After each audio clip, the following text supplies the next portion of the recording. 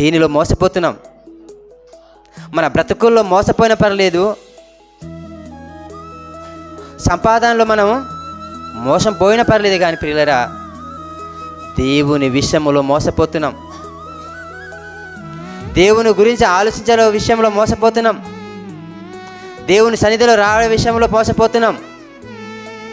ఎన్నిసార్లు మనం చెప్పినా శారీరకంగా ఉన్నవంటి మన సహోదరులుగా చెప్పినా నాకెందుకులండి అని ఈరోజు మనిషి తనంతగా తాను గర్వంతుడుగా మారిపోయి నడుచుకుంటున్నాడు ప్రియులరా అని అంటే అది మనం మోసపోతున్నాం. కాబట్టి పౌలు గారి ద్వారా తండ్రి అనే దేవుడు తన పరిశుద్ధాత్మ పేరుని ద్వారా రాయించి నీ గురించి నా గురించి దేవుడు ఇంత కష్టపడి భక్తుల ద్వారా రాయించి ఇస్తే ఈరోజు మనం అందరం